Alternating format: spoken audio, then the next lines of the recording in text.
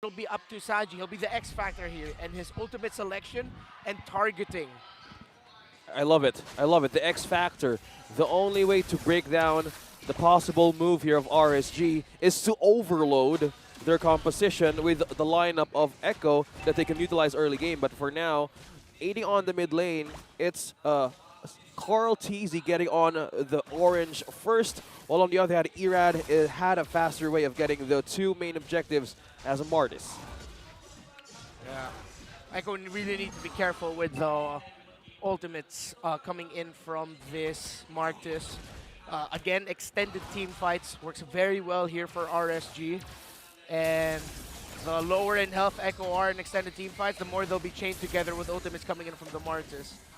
That's the thing, you know, extended team fights for RSG and everything, but Echo, like I said, they have great set potential. So if they're able to find it, whether that's with Yawi or even Carl Teasy, able to secure objectives using the heavy spin, push people away, or lockdown. Yep. And then on top of you have final slash utility, the way that that works, right? So Benny Cutie in this part, it's like, hey man, just farm up, get to where you need to be. You're going to be that massive damage dealer that we need in this Beatrix, where it's a little different from that dynamic they had in the previous game, right? So we know that that's the case, and that's why RSG also playing very safely, because right now, early game, they are just relying on Light, right? Light has to land those hooks the best he can, try to get a momentum kind of started here for the Raiders. Yeah, damage investment up top. No wonder the pressure is on the gold lane, and Light is aiding most of the time with the rotation faster and quicker to slow things down a bit for that Beatrix. Yep. Meanwhile, good positioning here by Echo. Carl Teasy, half HP on the turtle. Yep, Carl Teasy going to go ahead and continue to work on that. There's the final slash. Irad going to be in trouble. Can't even get close to the turtle. Has to back off. Turtle will be secured here for Echo. That's the hook that's going to land. Sanford quite low, trying to get away here. Nath does not want to commit to it. He knew the backup was there, though. Oh, Exort, though, goes in to clean up the kill. Sanford single-handedly zoned out Irad and Nath, stopping RSG from contesting that turtle. RSG was able to get a kill out of that. Carl Teasy right at the edge of Akai's belly. Exort not getting connected by that Oh, stun. the flicker, bloody hunt combo comes in. Benny Cutie will not be able to escape that one. A bit of a near engage here. Benny Cutie lost information on who's going to be in that death bush. Yes. And so far, Yaoi's on the aid with Carl Teasy and mostly in the mid lane. No significant item pickups just yet. Still very even in terms of our item builds, although RSG getting a bit more gold for the hook. Like gonna land a hook here, but it was Yawi. Yawi gonna jump in. Gonna miss the rage. He has to back off. Right at the edge this time of the Tyrant's Rage of Yaoi. Just the hug range of Akufra. Right at the back. The Tyrant's edge. Yeah, he's lacking some workouts with those lats. Okay. Carl Teasy was actually looking for M on there. Not gonna commit. The heavy spin, still focusing on the top side, but the response from RSG was there. And, you know, we're back to it, basically. For both teams, I mean, RSG is doing a great job at responding where Echo decides to play. So Echo's going to either respond to that, have the counterplay available to them, all before this next turtle comes up, or actually just go even for a full-on fight to match RSG here. Yeah, they need to have their checklist right for Benny Cutie this time, because if they want to have the damage investment to work as early as possible, they need to mind the distance and get information as early as possible. But the turtle here being targeted by two. Okay, now Nath goes first. Split already used. There's the heavy spin. He's going to push Light back here. Getting locked down a little bit. Turtle still going to be less than half health. Light will fall. The rest of Echo has now shown up. They're going to jump in. Irad secures the turtle, goes in with a decimation, finds a kill, gets a flicker out as well. Sanji and Yawi run for the mid lane turret. Great work there by Nath this time around to zone out Carl Teasy, and now he's dueling against Sanford. The bottom lane, how brave Nath is, knowing how he can regen with the glue. What else can happen here? Here comes Irad, 2v1. Here comes Irad. Sanford, is he going to be able to escape this one? Tough situation, but meanwhile in the mid lane, Yawi going to get unleashed on by Emon. Still going to be looking for the kill, can't find it. Bottom side though, they still in the lane. They finally get the turret there down. Sanford will survive though. RSG and the tempo they're playing at, their decision making knowing which targets to take at the right time. They're not just playing around the center of the map, looking and depending too much on Light to set things up. Seems like they've learned how to split themselves even more in terms of, okay, you're going to go there in the river, going to go down here to the bottom lane, mess them up. And I believe that's one of the biggest improvements that RSG brought out here. They seem more free-flowing. Yeah. Going along with the statement that Coach Panda made before, they used to just keep looking at the errors and fix.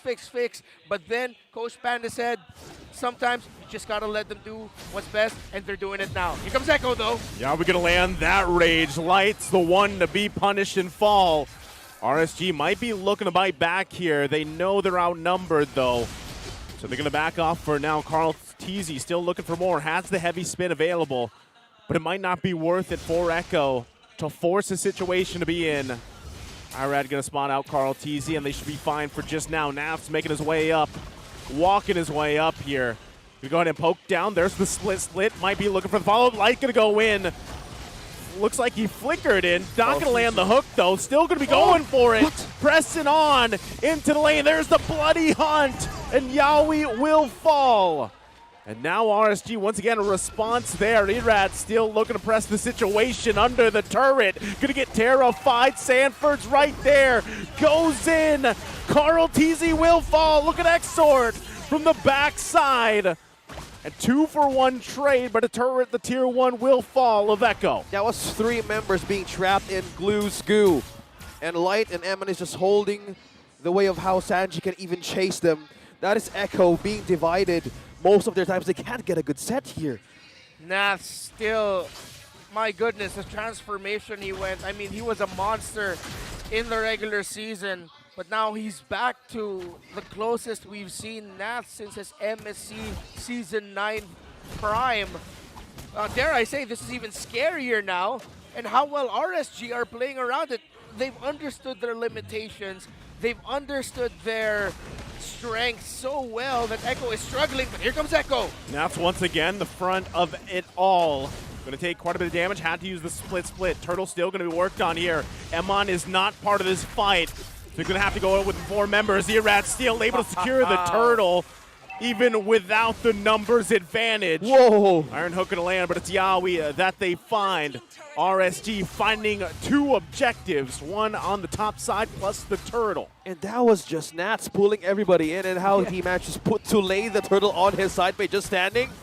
There's just one way to divide Echo, and he's not even stressing or breaking out a sweat. Eman is on top of the gold earnings right now, which makes the items more faster and hits more hard against Echo. Yeah, man, if I had the opportunity to, I would never let go from hugging a panda also. So I get it. I get why Nath just keeps going on Carl Teasy, disrupting him. And yes, even though Carl Teasy was able to retribution there in time, you know how hard it is to even think about being able to retry properly, knowing that the glue can just mess you up at any time or you're going to get punished. RSG are just giving Carl Teasy hell every time there's an objective team fight. Yeah. And it's working out wonders for them.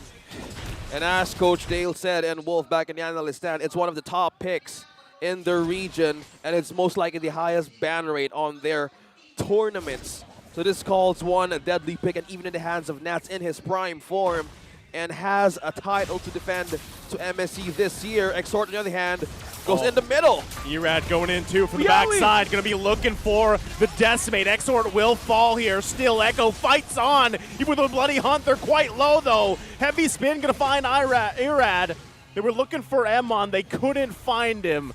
But Exort falls, so Echo comes out with that team fight. Benecuti's ultimate was too far.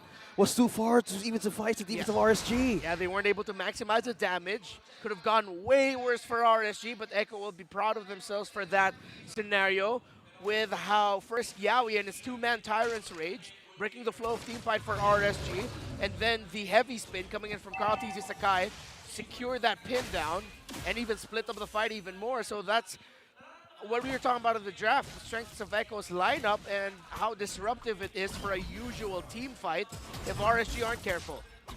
If they are being careful right now, they need to be careful on how RSG is building their end game plan, because Ammon right now has physical damage immunity to get into those team fights, that he is being in front of everybody and has really the confidence to strike and take a kill first. Because right now, on the other hand, the positioning how RSG is pulling the Lord or even the main objectives on their side is really a great trap for Echo to just respond. Yeah, Yawi going ahead and charge up here. This time he's got the immortality as well. So they're actually just going to go ahead and let RSG hold on to this Lord, start up that dance.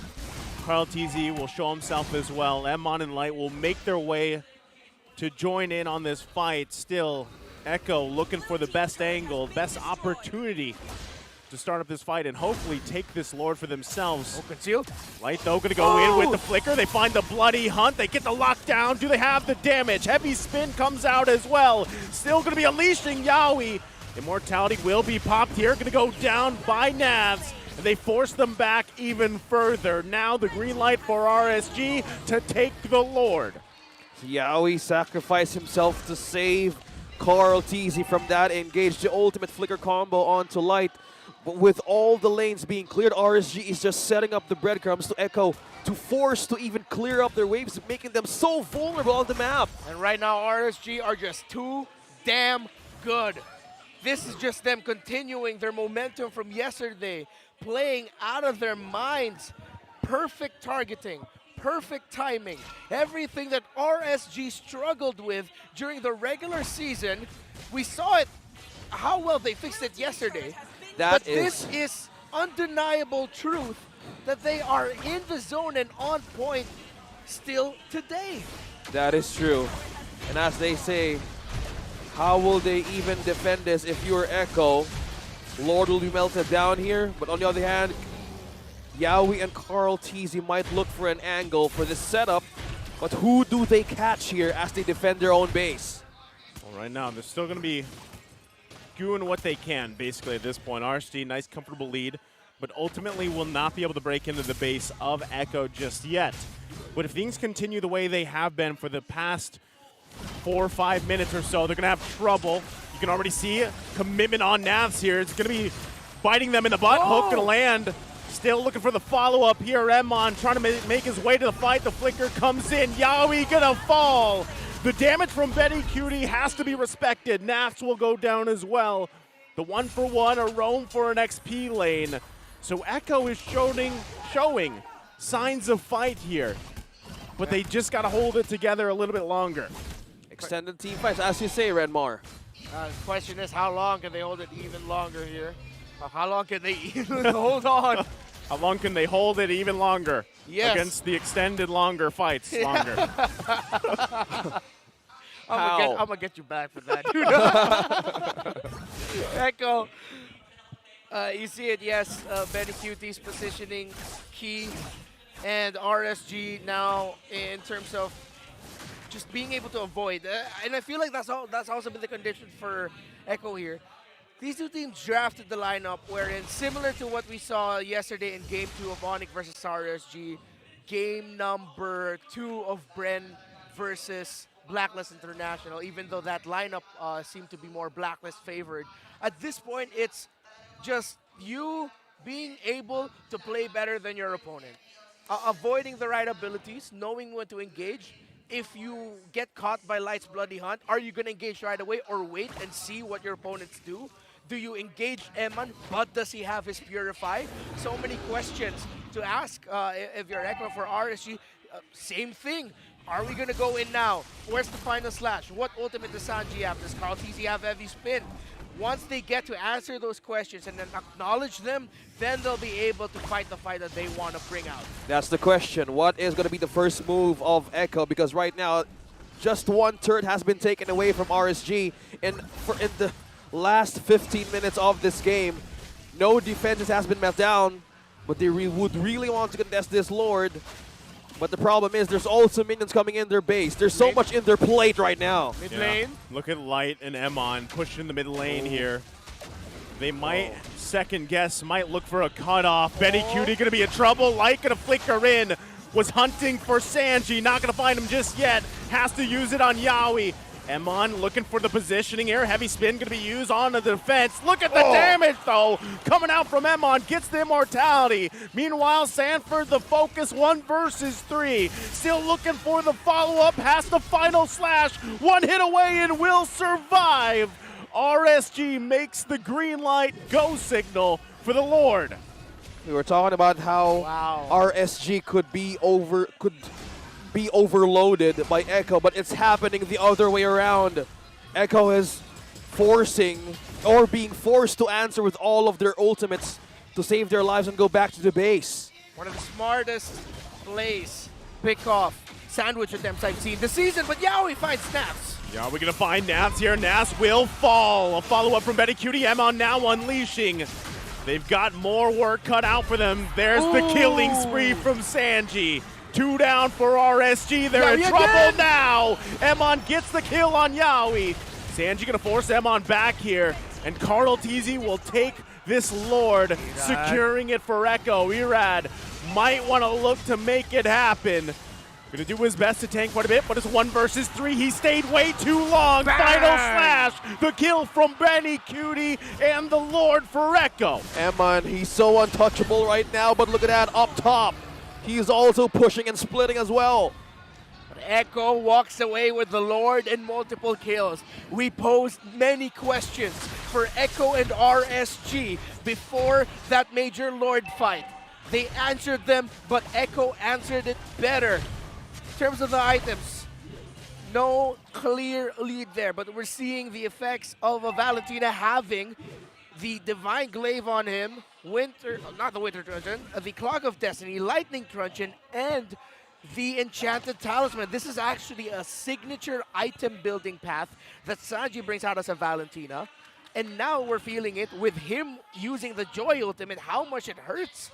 So it's also like RSG has to go up against the Joy, and that's good for a Valentina. We know Valentina to only be able to deal damage in like 2-3 bursts, but now as a Joy, he can deal more damage for longer periods of time. Yeah, that's how they soak up Oh, the final electrifying blows. slash. Nats. Gonna come through, getting Nats. Oh! The hook from down What the under! Light finding Sanji with a big play. Now gonna capitalize off it. Exor chasing Betty Cutie down. Can he run away in time? Irad there too. The flicker comes out. The counter punch, and Sanford still fighting 1 versus 2 as well. Flickers out.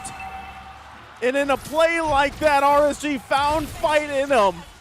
But Echo survives with only losing 1. Wow. Echo are looking up to the heavens and screaming to the universe, thank you, because what the hook was that, Light? What the hook?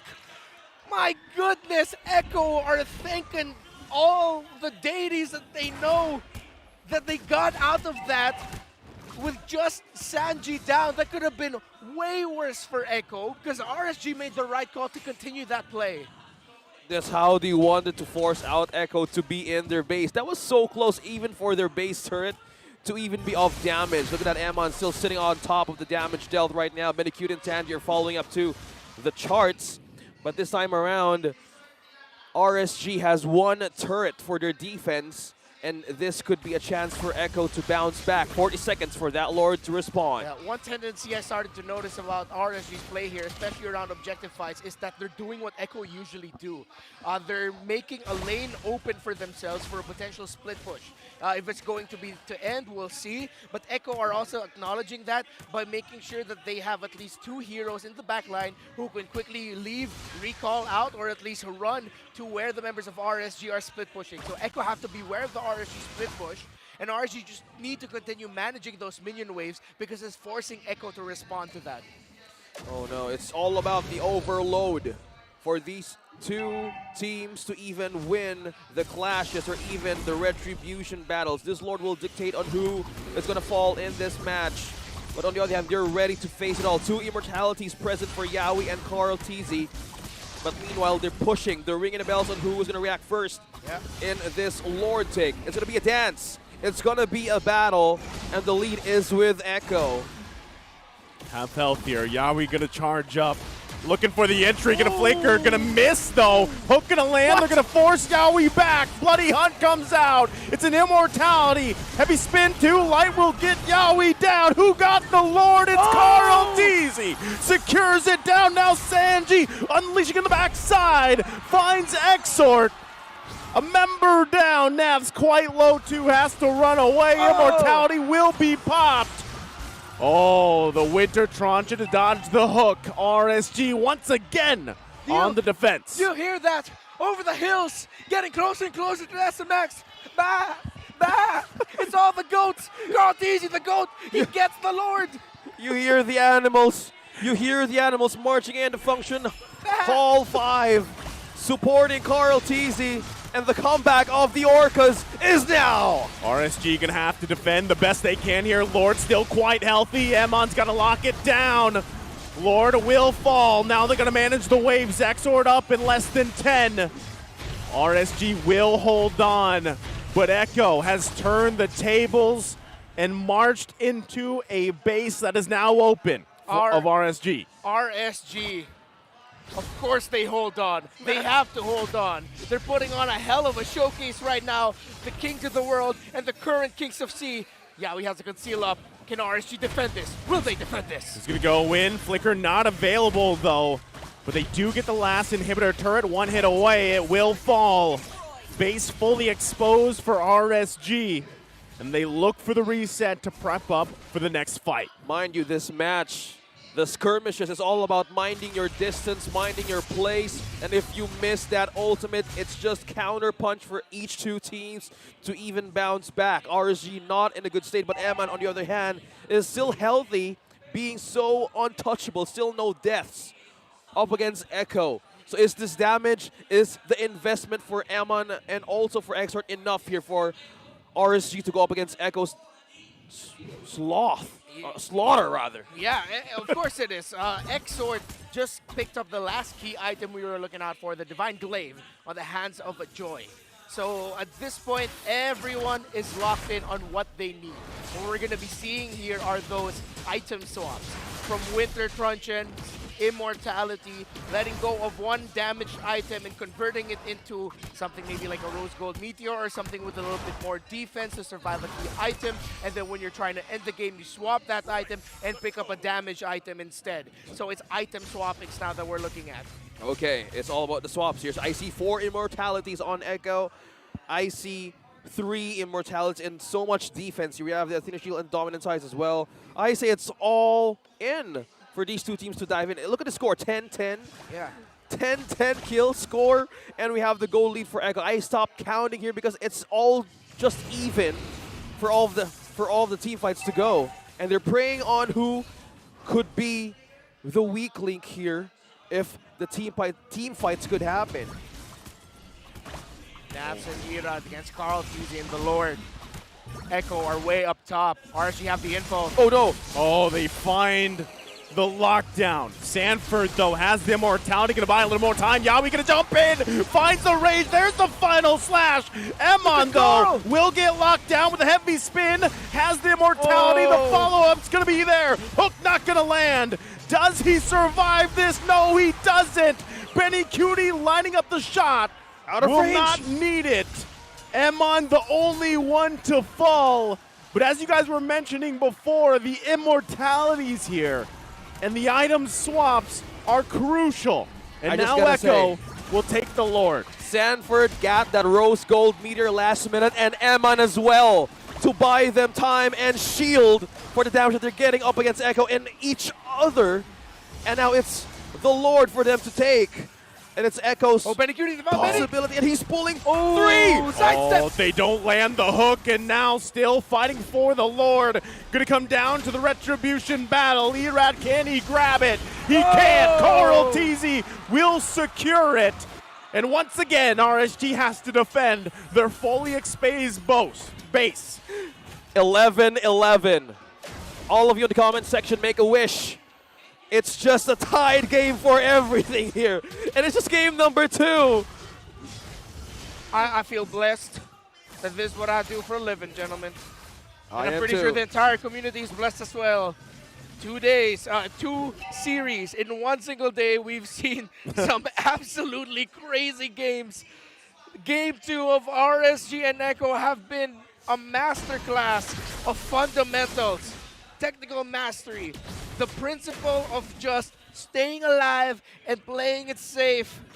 The Kings of the World and the Kings of Sea My goodness, we are blessed as a community. Can Ico end it here now, or will RSG be able to defend it and extend this game even longer? Oh, this is going to be a tough one for RSG to defend here. Erad trying to delay that a little bit longer. Lord still going to be up there as the final slash. Holding on, trying to clear the minions as well. Emon will work on it. Exor trying to buy time. Has to use the vengeance. Will go down. The flicker comes out. Iron Hook with ability Hunt comes out too. Carl TZ will fall. RSG still holding on. They've got to hold on a little bit longer. Sanji is on a killing spree. Will push them back.